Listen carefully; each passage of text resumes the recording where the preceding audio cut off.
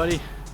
I am currently walking around Lake Jackson in Sebring, Florida, doing about a 14-mile trek, and I am listening to my inspirational videos and stuff, and I thought I would get an inspirational video out there for you guys.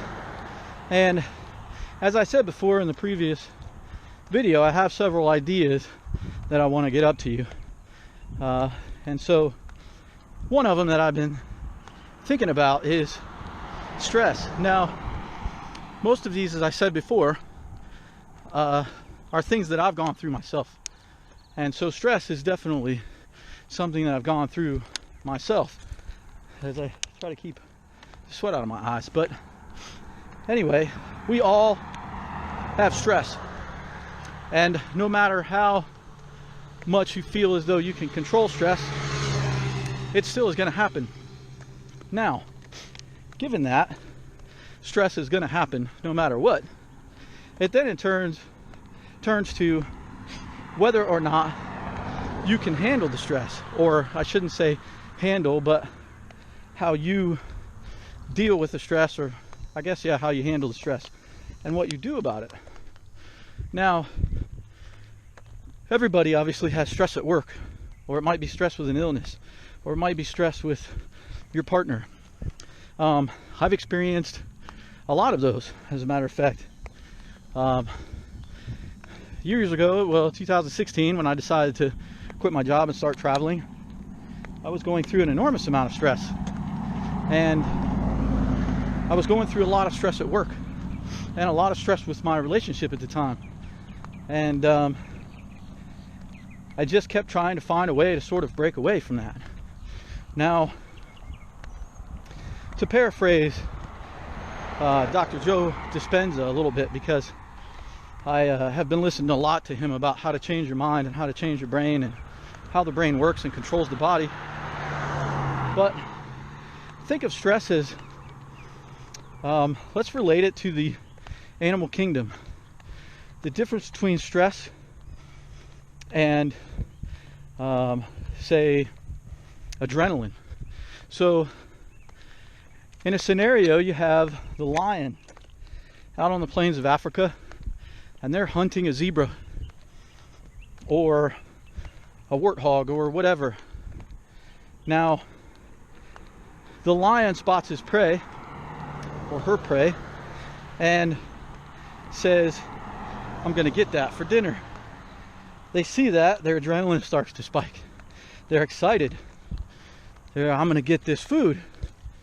Now, meanwhile, unbeknownst to the animal that is the prey, while eating their food, all of a sudden they get shocked by the lion because they hear or they smell it coming.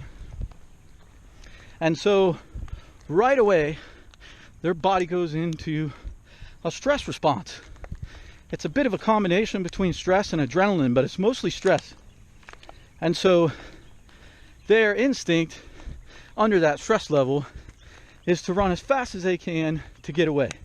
And the only three things that they're really thinking about is protect my body, save my life.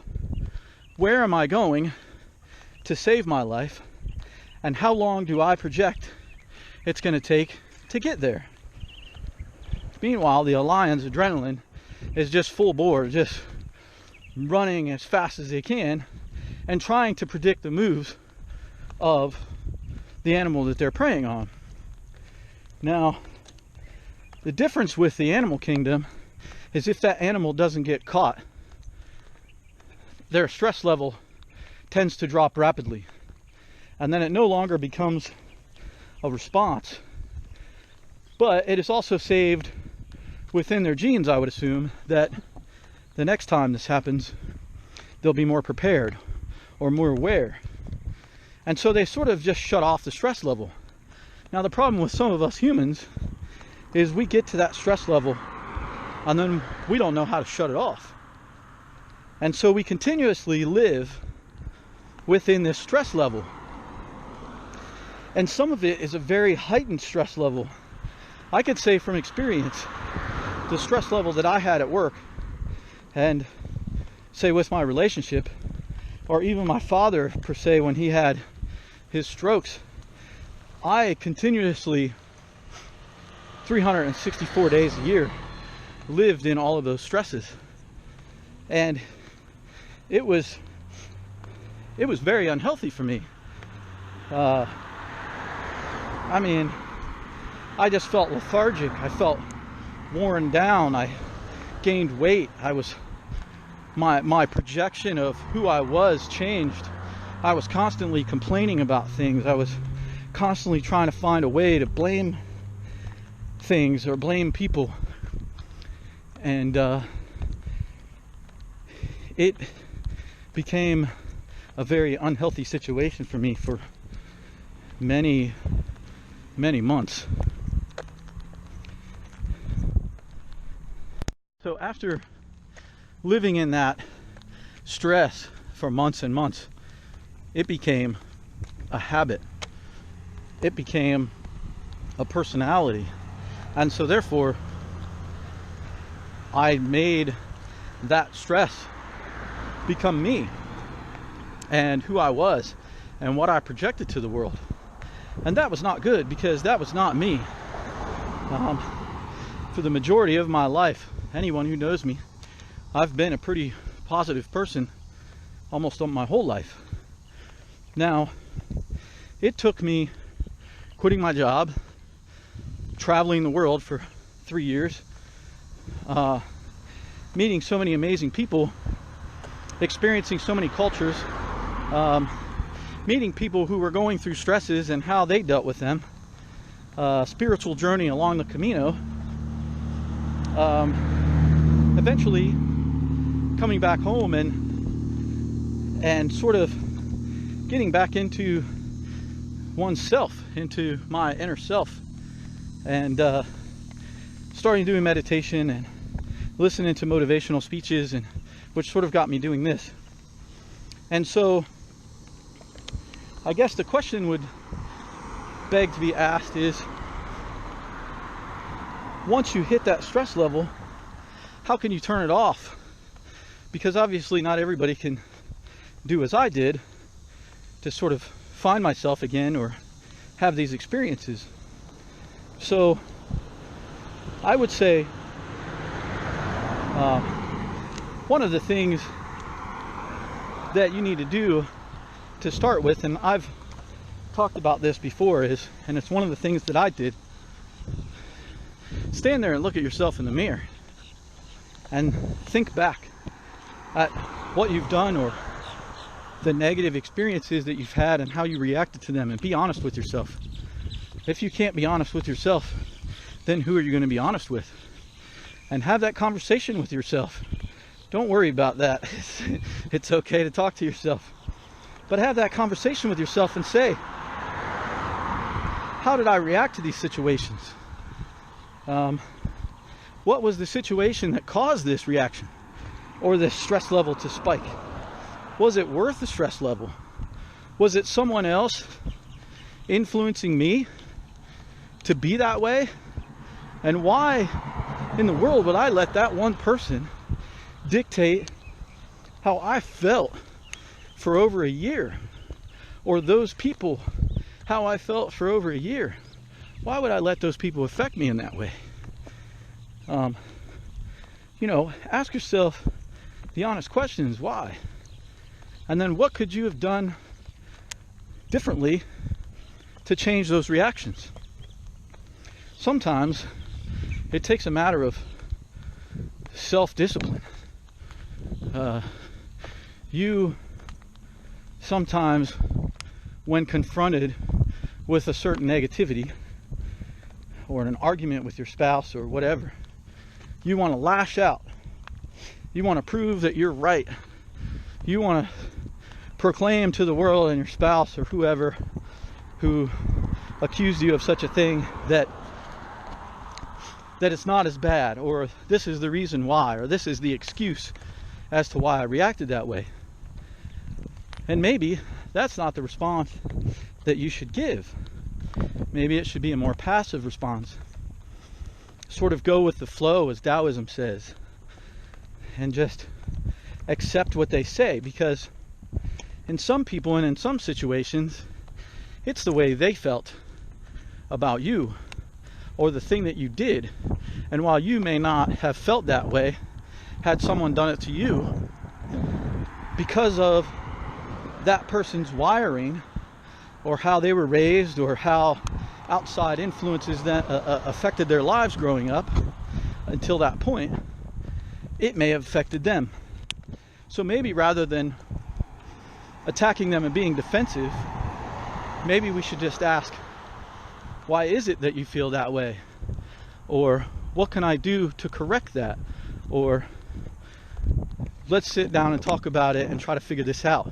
That's not necessarily with just an individual that you're seeing or you're married to, but with anyone in life. If you're at work and you're a leader in a position as I was, and you have a conflict or you have someone not performing at work, well then, instead of attacking that person, their demeanor, their work ethic initially, and whatever negative thing that you can find about them because they aggravate you so much, maybe just sit them down and ask them, what is causing you to respond this way? What is causing you to negate your work ethic, or what isn't inspiring you? And see what it is.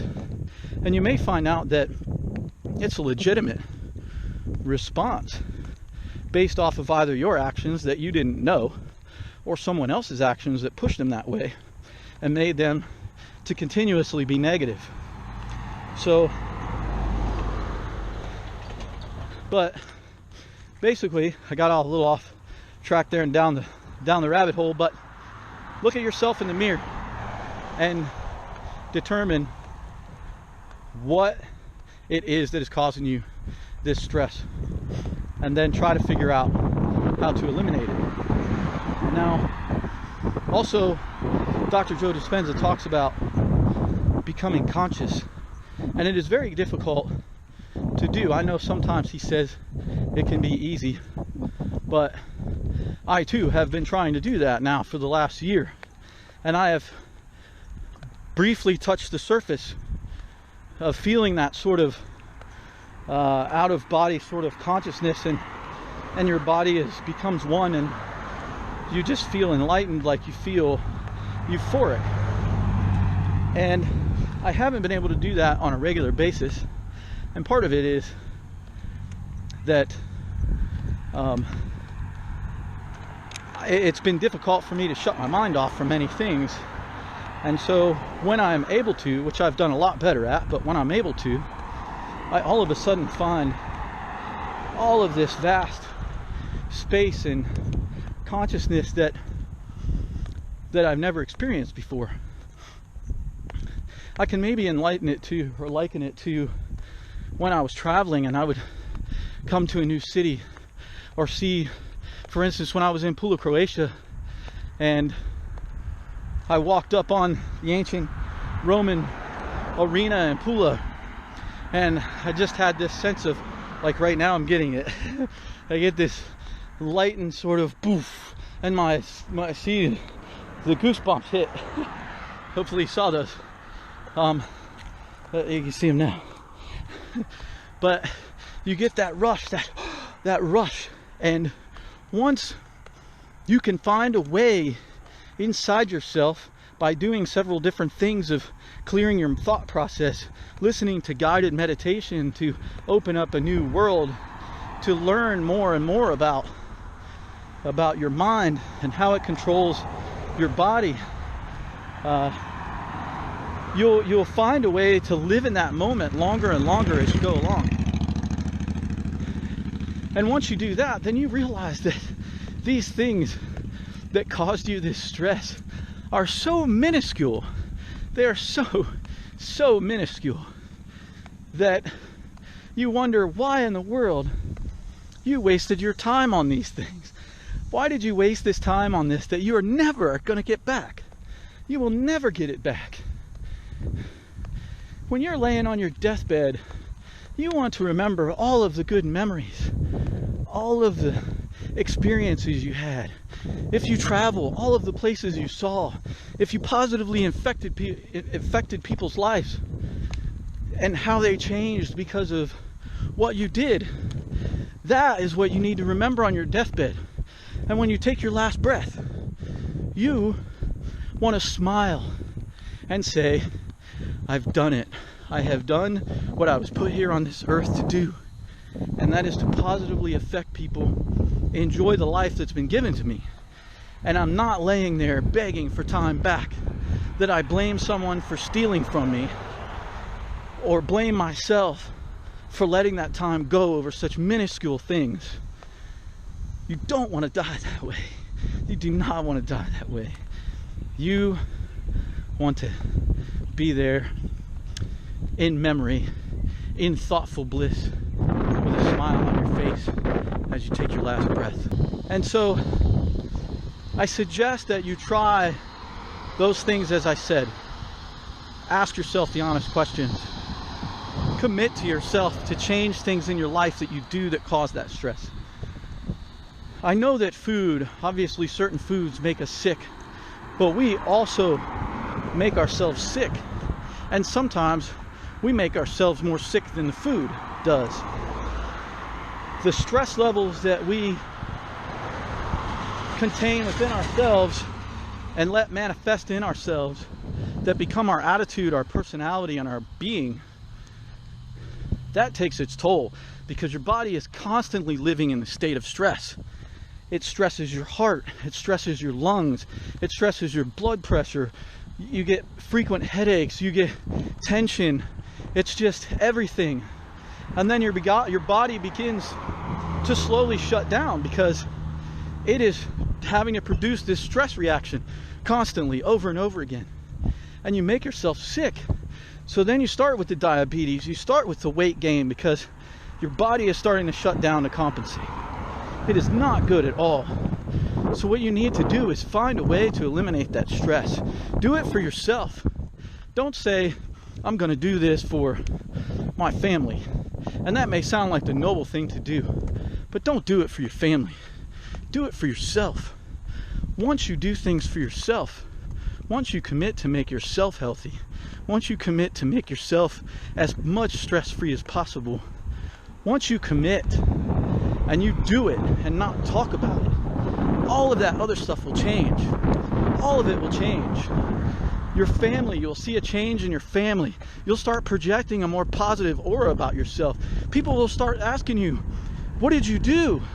What did you do? Or did you lose weight? Or you look different. Did you buy new clothes? Did you get a new job? And everything is the same. You might be eating a little healthier, but everything is the same. And the only thing that you changed was your mind and how you reacted to things emotionally, how you reacted to things physically. If you're going to pick up something and you're going to throw it at a wall, you've gone too far. You've gone far too far. If you're throwing your phone down on the table, if you get mad and you let that manifest inside you, you've gone too far. And you need to pull it back right away, because you will drive everyone away from you, whoever loved you. And then your stress levels will become more and more and more. So find a way. Some of the ways I talked about, and I'm just sort of shooting this off of the cuff, and I know it's been a little long, and hopefully you guys made it this far, but I can't stress enough. Do not let the minuscule things in life, or the stupid things that a partner or a boss or something does, to affect you emotionally for months and years on end and turn you into someone that you're not. Because I see a ton of people out there that are just living in this negative space. And since I've gone through what I have, and since I have found my inner peace, and I've done this meditation, and I've done this looking into my mind and not allowing things to stress me out as much for long periods of time, I just feel that energy. I feel that negative energy when I'm around those people, and I don't like it, and I tend to push away from it. As much as I want to help them, I find it difficult to help them, because when someone is that negative, that they're pushing that much energy, negative energy, outside of their body spiritually, the only person that can change them is their self. The only person. And I hope that they can commit to changing themselves. So anyway, sorry I got a little emotional there, but I hope you guys made it this far. I hope you guys kind of followed along with me and understood where I was coming from with it. And I will get back to you guys soon. All right, this is Motivation with Backpacker Mike. Peace.